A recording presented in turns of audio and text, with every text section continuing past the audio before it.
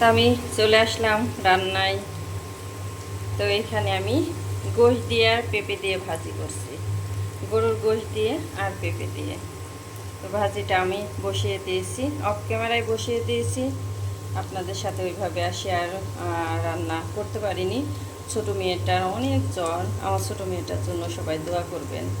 এত জ্বর আসে, মাসের মধ্যে মনে হয় 2-3 বার করে জ্বর আসে। ব্লাড টেস্ট করাই, কোনো আল্লাহ রহমতে কোনো রকমের কোনো সমস্যাই আসে না, কিন্তু এমনিতেই অনেক জ্বর আসে, কেন বুঝি না। আবারও জ্বর, মানে 100-100-র উপরে উঠে যাচ্ছে। তা আমি রান্নাটা ওইভাবে শেয়ার করতে পারছি না, রান্নাবান্না খুব বেশি করবও না, কারণ খাচ্ছেও না। তো এখানে হালকাই একটু পেঁপে দিয়ে আর এই যে গোশ দিয়ে ভাজি করে নিচ্ছে। আমিও কখনো খাইনি, তো আজকে কি মন চাইলো, তো ভাজিটা করে নিচ্ছি। জানি না খেতে কেমন হবে, তবে ভালোই হবে, হয়তো বা খারাপ হবে না খেতে। আমার রান্না গোশ ফ্রিজে ছিল, শুধু সেই গোশ একটু কুচি কুচি করে কেটে নিয়ে পেঁপে দিয়ে ভেজে নিচ্ছি। আসসালামু আলাইকুম, কেমন আছেন আপনারা? আশা করি ভালো আছেন। আমরাও আলহামদুলিল্লাহ সুস্থ আছি, ভালো আছি। তা আমার গরুর গোশ দিয়ে পেঁপে ভাজিটা করে নেওয়া হয়ে গিয়েছে। আমি একদম ভাজা ভাজা করে নিয়েছি। এখন আমি বাটিতে বেড়ে নেব। ভাজিটাই যে বাটিতে বেড়ে নিয়েছি, দেখুন অনেক ইয়ামি হয়েছে, অনেক খেতে মনে হচ্ছে অনেক মজা হবে। কেউ খেয়েছেন কিনা জানাবেন। পেঁপে দিয়ে গরুর গোশ ভাজি। আর এখানে তো আমি বাড়ি থেকে মা কচু শাক রান্না করে দিয়েছিল, তো এটা আমি ফ্রিজে রেখে দিয়েছিলাম। কচু শাক না গরম করলে কালারটা যেন কেমন হয়ে যায়, তারপরেও কিছু করার নাই, যেহেতু আমি ফ্রিজে রেখেছিলাম, এখন আমাকে গরম করে নিতেই হবে। তো আমি এটা এখন একটু অল্প করে তেল দিয়ে 2টা শুকনো মরিচ দিয়ে তারপরে গরম করে নেব। আমি অল্প একটু তেল দিয়ে এখানে যে শুকনো মরিচ দিয়ে দিয়েছি। এখন এটা একটু ভেজে নেব।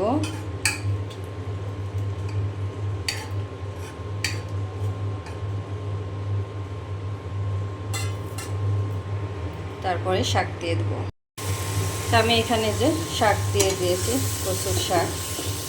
এখন খুব ভালো করে তেলের সাথে আমি নেড়ে চেড়ে ভাজা ভাজা করে নেব।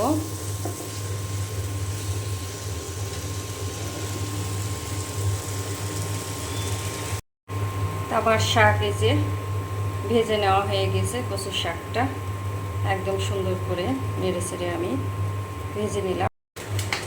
তা আমার এই যে কচুর শাকটাও এই যে ভেজে নেওয়া হয়ে গিয়েছে। আমি এই যে বাটিতে নিয়ে নিলাম,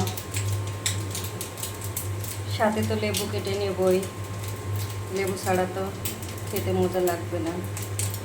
আর একদম বাড়ির ফ্রেশ কচুর শাক, এটার স্বাদ তো অন্যরকম খেতে।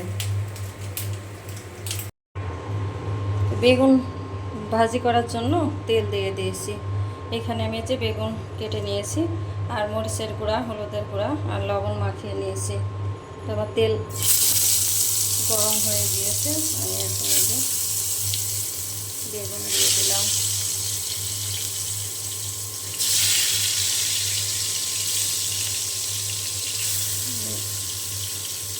সব কয়টা দিয়ে দেব, যতগুলা আমার কড়াই ধরবে। এখানে 2টা বেগুন আছে।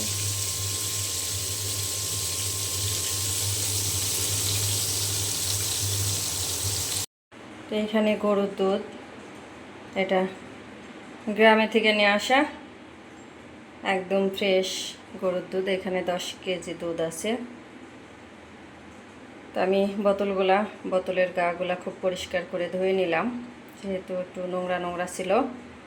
এখন ফ্রিজে রেখে দেব। একদম ফ্রেশ দুধ, অনেক দিনই হয়ে গেল, দুধটা শেষ হয়ে গিয়েছে। বাড়িতে গাই গরু আছে, কিন্তু বাছুরই দুধ পাচ্ছে না বলে এবার বাছুরেরই হচ্ছে না, ওই জন্য আর দোয়ানো হচ্ছে না। তো এটা কিনা, আর এর আগেও মা কিনে দিয়েছিল, আর এটাও কিনে দিয়েছে। তো গ্রামে থেকে আনা, যেহেতু নিজেদের বাড়ির আশেপাশের চেনা জানা জায়গার দুধ, তো এটা অনেক ভালো হয়। তো এটা একদম ফ্রেশ। তা আমি এখন ফ্রিজে গুছিয়ে রেখে দেব। আর যে পেঁপে কেটে নিয়েছি আমি খাওয়ার জন্য, পেঁপে খাবো। বেগুন এক পাশ ভেজে নেওয়া হয়ে গিয়েছে, আমি আর এক পাশে যে অফ ক্যামেরায় উল্টিয়ে দিলাম। এখন ওই পাশেও আমি খুব ভালো করে, আরেকটি পাশেও আমি খুব ভালো করে ভেজে নিব, একদম পোড়া পোড়া করে। একটু পোড়া পোড়া ভাজিটা হলেই বেশি ভালো লাগে। তো বেগুন ভাজি আমার ছোটো মেয়ে বড় মেয়ে দুই মেয়েরই খুব পছন্দ। তো রান্নাটা কম খাওয়া হয়, ভাজি করেই খাওয়াটা বেশি হয়। তো যেহেতু ছোটো মেয়েটার জ্বর, তো বেগুন ভাজিটা একটু বেশি করেই করলাম। দুইটা যদি ভাজি দিয়ে একটু ভাত খাই ভালো লাগবে না, এই জন্য এখানে দুইটা। আর দুইটাই কিন্তু আমার এই কড়াই ধরে গিয়েছে একসাথে, অনেক বড় এটা। তো একসঙ্গে যে দুইটা বেগুনই আমার ভেজে নেওয়া এখন হয়ে যাবে। আর বেগুনটা ভাজি করা হয়ে গেলে আমি ভাত বসিয়ে দেব, কারণ রান্নাটা আজ খুব একটা অত বেশি না। ভাজি শাক রান্না করলাম, আর এই যে পেঁপে দিয়ে গরুর গোশ ভাজি করলাম, আর এই যে বেগুনের চপ ভাজি বলেন আর বেগুন ভাজি বলেন, যেটাই। তো আমি আর এক পাশ ভেজে নিয়ে তারপরে উঠিয়ে নেব। তো আমার রান্না করে নেওয়া হয়ে গিয়েছে। এখানে যে শসা লেবু কেটে নিয়েছি, আর এখানে তো যে শাক ঘন্ট, আর এখানে পেঁপে দিয়ে গরুর গোশ ভাজি, আর এখানে যে বেগুন ভাজি। তো আমাদের আজকে এটা দিয়েই দুপুরের খাবার হয়ে যাবে, কিন্তু অনেক মজা হয়েছে। আর কচুর শাক তো অনেক মজার খাবার। তা আমি এখানে যে বাড়ি থেকে কাঁঠাল এনেছিলাম, সেই কাঁঠালগুলাই যে এখন ওঠায় নিচ্ছি, পেকে গিয়েছে। সারগুলা কিন্তু খুব সুন্দর আছে, আমাদের এখানে এগুলাকে কাঁঠালের সার বলে। আমি হাতে তেল দিয়ে নিয়েছি, না হলে অনেক আঠা। তো বছরের প্রথম ফল আমরা আজকে খাবো, আর এটাই দেখেন গাছ বের হয়ে গিয়েছে।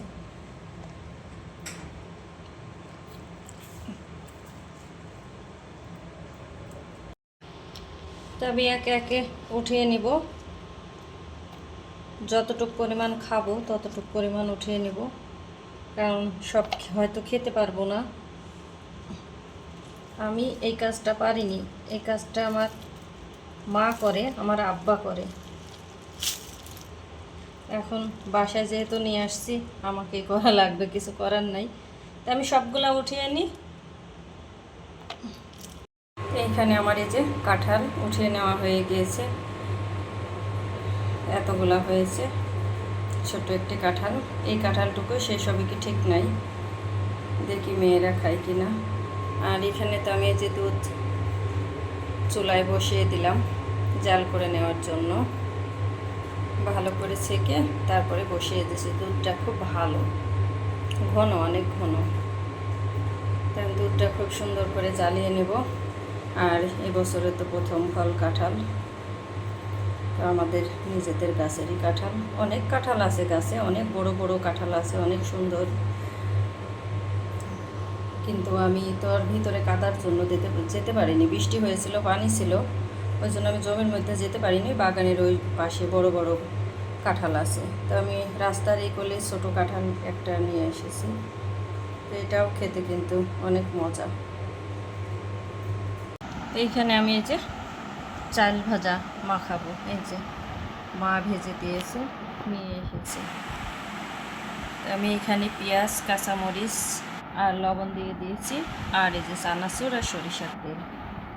আমি এখন খুব ভালো করে হাত দিয়ে মাখিয়ে নেব। এটা কে কে খেয়েছেন জানাবেন, এটা খেতে কিন্তু অনেক মজা চাল ভাজা।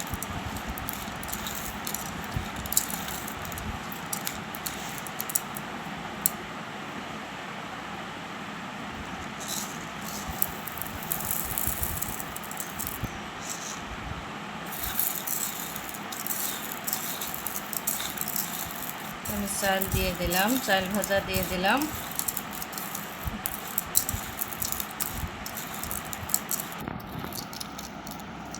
আর একটু দেব, আর দেবো না, আর দিলে শেষ হবে না, শেষ হয়ে যাবে কেন, খেতে অনেক মজা লাগে তো এটা। তো চাল ভাজা খেতে খেতে আপনাদের কাছ থেকে আজকে আমি বিদায় নেব। যদি ভালো লাগে চ্যানেলটি সাবস্ক্রাইব করে লাইক কমেন্ট শেয়ার করে আমার পাশে থাকবেন, আমাকে সাপোর্ট করবেন। আমিও আপনাদের পাশে আছি, সাপোর্ট করব ইনশাল্লাহ। আর সবার জন্য রইল অনেক অনেক ভালোবাসা, আমাদের জন্য সবাই দোয়া করবেন। আসসালামু আলাইকুম।